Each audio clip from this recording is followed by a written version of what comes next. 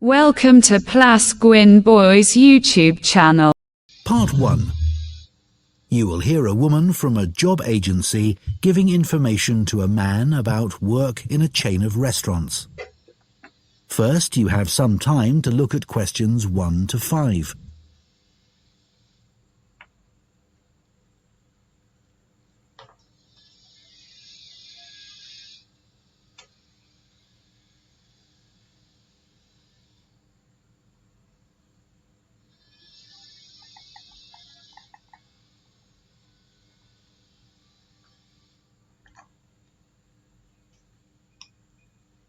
Now listen carefully and answer questions 1 to 5.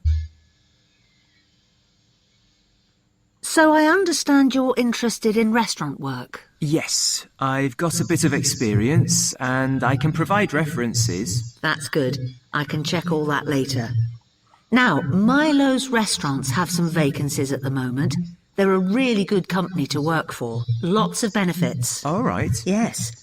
They've got a very good reputation for looking after staff.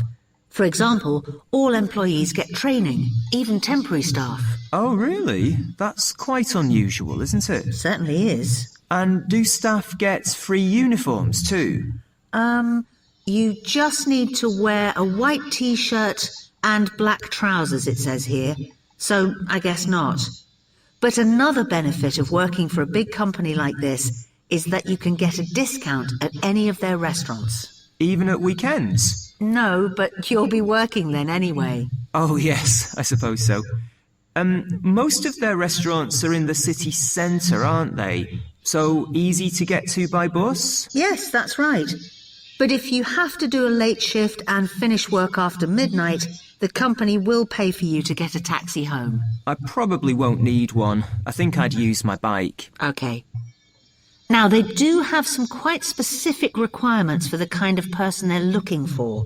Milo's is a young, dynamic company, and they're really keen on creating a strong team. It's really important that you can fit in and get on well with everyone. Yeah, I've got no problem with that. It sounds good, actually. The last place I worked for was quite demanding too. We had to make sure we gave a really high level of service. That's good to hear, because that will be equally important at Milo's.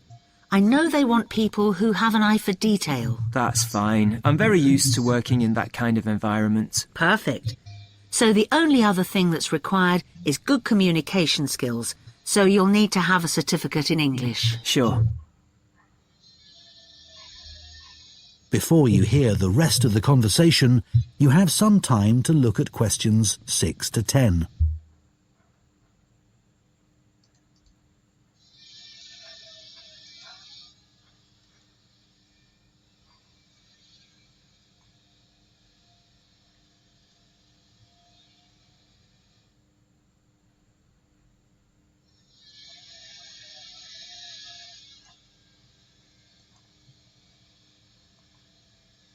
Now listen and answer questions 6 to 10.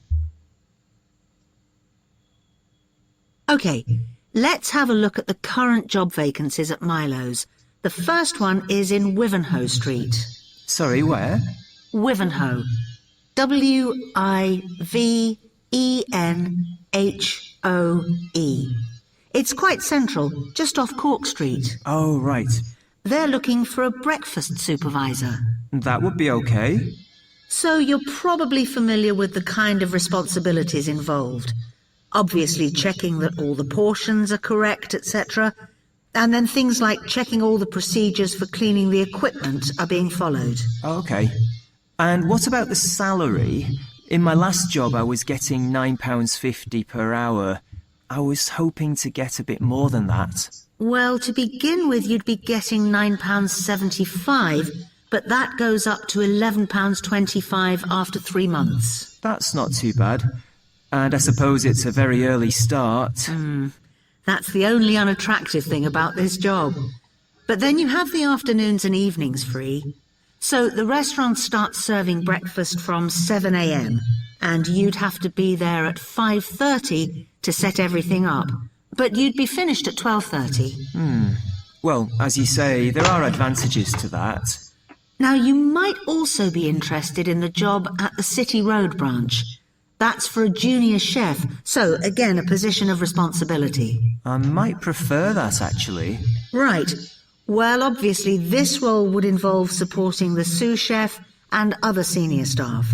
And you'd be responsible for making sure there's enough stock each week and sorting out all the deliveries. I've never done that before, but I imagine it's fairly straightforward once you get the hang of it. Yes, and you'd be working alongside more experienced staff to begin with, so I'm sure it wouldn't be a problem. The salary's slightly higher here. It's an annual salary of £23,000. Right. I know that if they like you, it's likely you'll be promoted quite quickly, so that's worth thinking about. Yes, it does sound interesting. What are the hours like? The usual, I think. There's a lot of evening and weekend work, but they're closed on Mondays. But you do get one Sunday off every 4 weeks. So would you like me to send off your CV? That is the end of part 1. You now have 1 minute to check your answers to part 1.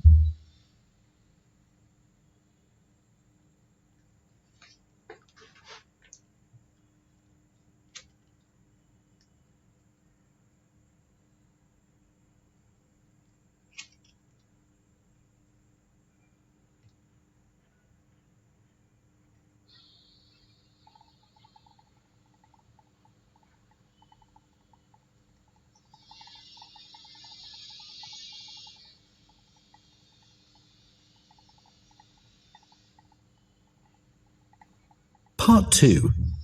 You will hear a talk to members of the public about plans for a new housing development near a town called Nunston.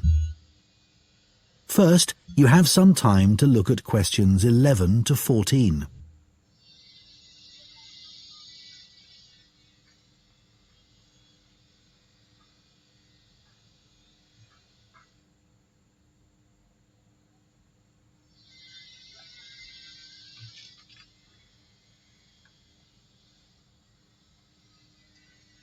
Now listen carefully and answer questions 11 to 14. Hello everyone, it's good to see that so many members of the public have shown up for our presentation on the new housing development planned on the outskirts of Nunston. I'm Mark Reynolds and I'm Communications Manager at the development. I'll start by giving you a brief overview of our plans for the development.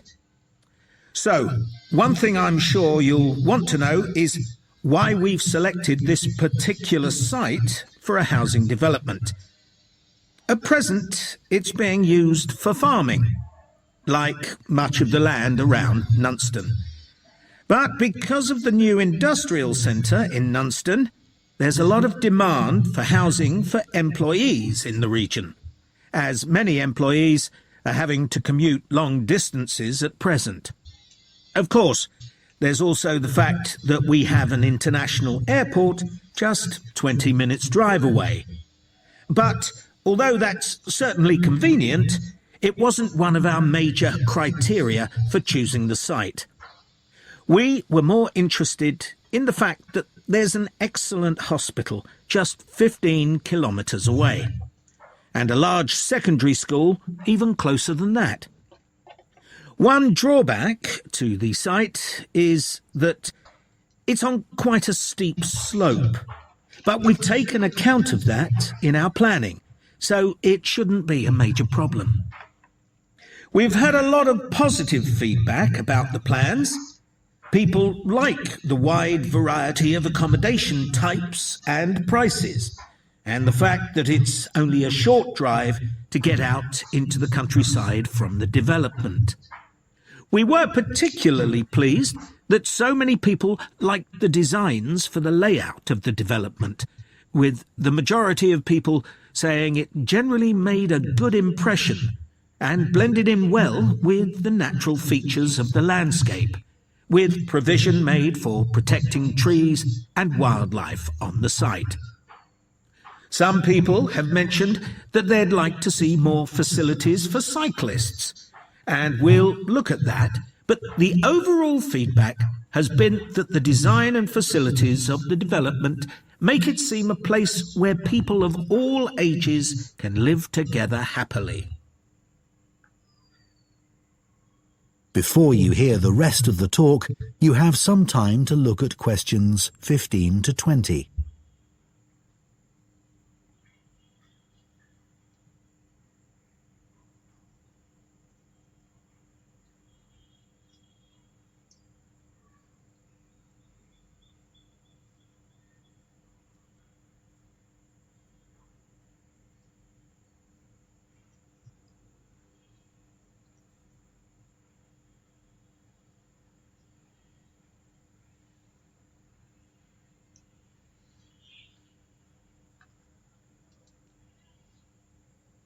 Now listen and answer questions 15 to 20. OK, so I'll put a map of the proposed development up on the screen. You'll see it's bounded on the south side by the main road, which then goes on to Nunston. Another boundary is formed by London Road on the western side of the development. Inside the development, there'll be about 400 houses and 3 apartment blocks. There'll also be a school for children up to 11 years old. If you look at the south entrance at the bottom of the map, there's a road from there that goes right up through the development. The school will be on that road, at the corner of the second turning to the left.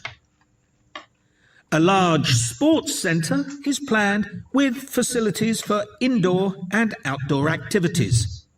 This will be on the western side of the development, just below the road that branches off from London Road. There'll be a clinic where residents can go if they have any health problems.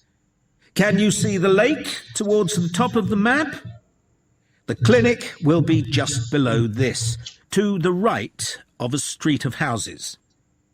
There'll also be a community centre for people of all ages. On the northeast side of the development, there'll be a row of specially designed houses specifically for residents over 65, and the community centre will be adjoining this. We haven't forgotten about shopping. There'll be a supermarket between the 2 entrances to the development. We're planning to leave the 3 large trees near London Road, and it'll be just to the south of these. It's planned to have a playground for younger children. If you look at the road that goes up from the south entrance, you'll see it curves round to the left at the top, and the playground will be in that curve with nice views of the lake. OK, so now, does anyone have any questions? That is the end of part 2.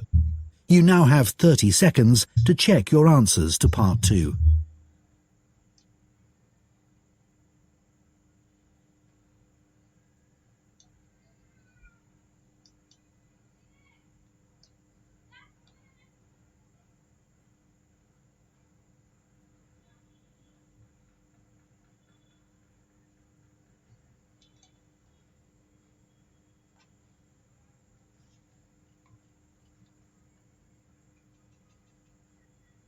Part 3.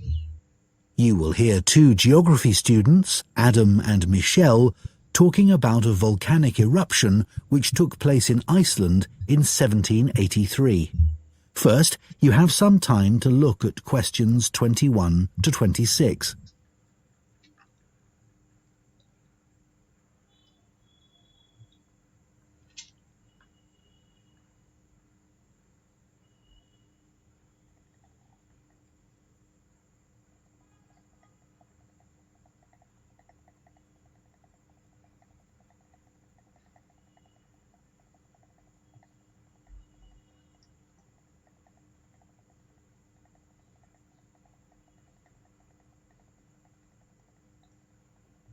Now listen carefully and answer questions 21 to 26. So, Michelle, shall we make a start on our presentation? We haven't got that much time left. No, Adam. But at least we've done all the background reading. I found it really interesting. I'd never even heard of the Larky eruption before this. Me neither.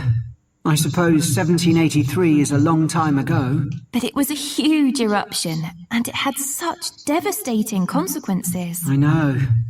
It was great there were so many primary sources to look at. It really gives you a sense of how catastrophic the volcano was.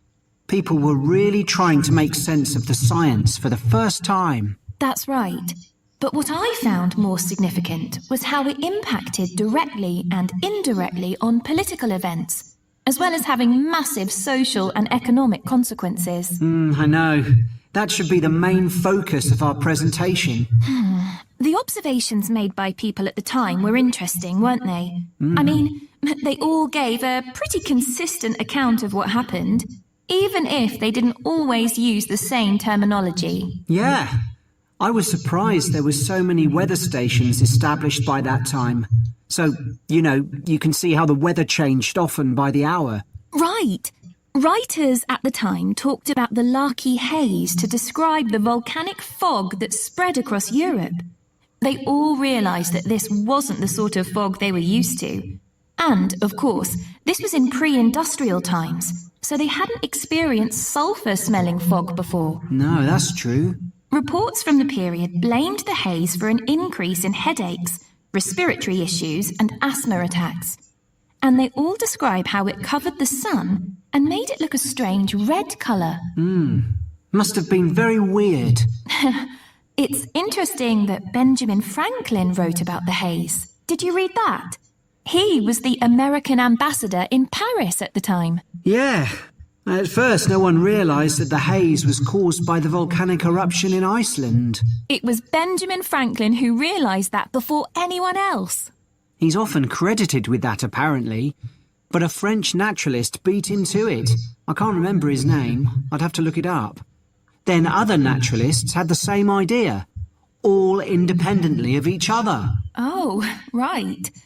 We should talk about the immediate impact of the eruption, which was obviously enormous, especially in Iceland, where so many people died. You'd expect that, and the fact that the volcanic ash drifted so swiftly, but not that the effects would go on for so long, or that 2 years after the eruption, strange weather events were being reported as far away as North America and North Africa. No, I found all that hard to believe too.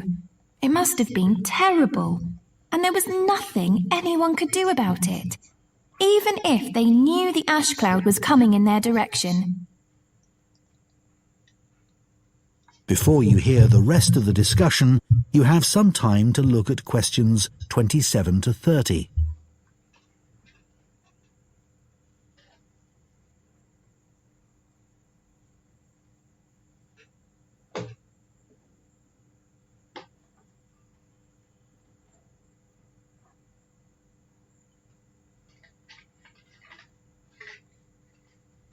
Now listen and answer questions 27 to 30. We should run through some of the terrible consequences of the eruption experienced in different countries. There's quite a varied range. Starting with Iceland, where the impact on farming was devastating. One of the most dramatic things there was the effect on livestock as they grazed in the fields. They were poisoned because they ate vegetation that had been contaminated with fluorine as a result of the volcanic fallout. That was horrible. In Egypt, the bizarre weather patterns led to a severe drought, and as a result, the Nile didn't flood, which meant the crops all failed. It's so far from where the eruption happened, and yet the famine there led to more people dying than any other country. It was worse than the plague. OK. Then, in the UK, the mortality rate went up a lot, presumably from respiratory illnesses. According to one report, it was about double the usual number, and included an unusually high percentage of people under the age of 25. I think people will be surprised to hear that the weather in the USA was badly affected too. George Washington even makes a note in his diary that they were snowbound until March in Virginia.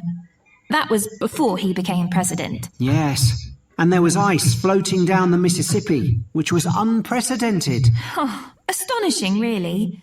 Anyway, what do you think we should include next? That is the end of part 3. You now have 30 seconds to check your answers to part 3.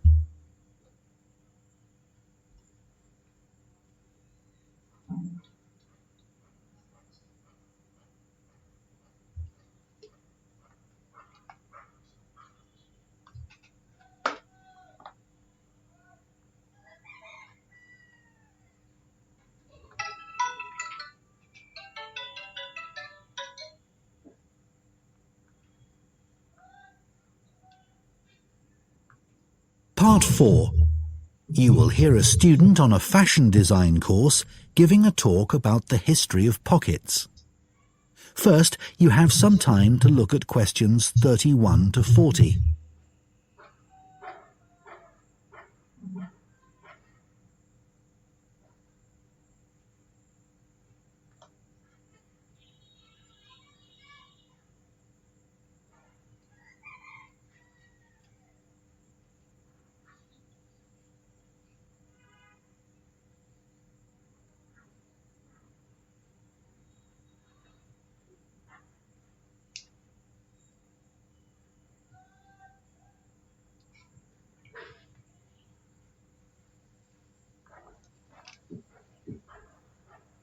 Now listen carefully and answer questions 31 to 40. Good morning. Now, we've been asked to choose an aspect of European clothing or fashion and to talk about its development over time. I decided to focus on a rather small area of clothing, and that's pockets. I chose pockets for 2 reasons, really. We all have them in jeans, jackets, coats, for example. And even though we often carry bags or briefcases as well, nothing is quite as convenient as being able to pop your phone or credit card into your pocket. Yet, I suspect that other than that, people don't really think about pockets too much, and they're rather overlooked as a fashion item. It's certainly very interesting to go back in time and see how pockets developed for men and women. In the 18th century, fashions were quite different from the way they are now, and pockets were too. If we think about male fashion first, that was the time when suits became popular. Trousers were knee-length only and referred to as breeches. The waistcoats were short and the jackets were long. But all 3 garments were lined with material, and pockets were sewn into this cloth by whichever tailor the customer used. The wearer could then carry small objects such as pencils or coins on their person and reach them through a gap in the lining. Coat pockets became increasingly decorative on the outside for men who wanted to look stylish. But they were often larger but plainer if the wearer was someone with a profession who needed to carry medical instruments, a doctor or physician, for example.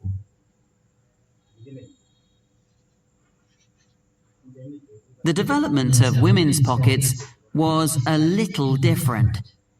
For one thing, they weren't nearly as visible or as easy to reach as men's. In the 18th and 19th centuries, women carried numerous possessions on their person, and some of these could be worth a lot of money. Women were more vulnerable to theft, and wealthy women, in particular, worried constantly about pickpockets. So, what they did was to have a pair of pockets made that were tied together with string. The pockets were made of fabric, which might be recycled cloth if the wearer had little money, or something more expensive, such as linen, sometimes featuring very delicate embroidery. Women tied the pockets around their waist so that they hung beneath their clothes. Remember, skirts were long then, and there was plenty of room to hide a whole range of small possessions between the layers of petticoats that were commonly worn. They would have an opening in the folds of their skirts, through which they could reach whatever they needed, like their perfume. Working women, of course, also needed to carry around items that they might use for whatever job or trade they were involved in, but their pairs of pockets still remained on the inside of their clothing. They just got bigger or longer, sometimes reaching down to their knees. So, the tie-on pockets went well into the 19th century, and only changed when fashion altered towards the end of that period. That's when dresses became tighter and less bulky, and the pairs of pockets became very noticeable. They stood out too much and detracted from the woman's image.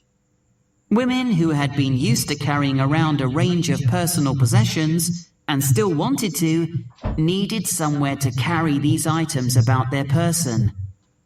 That was when small bags, or pouches as they were known, came into fashion, and of course, they inevitably led onto the handbag of more modern times, particularly when fashion removed pockets altogether. That is the end of part 4. You now have 1 minute to check your answers to part 4.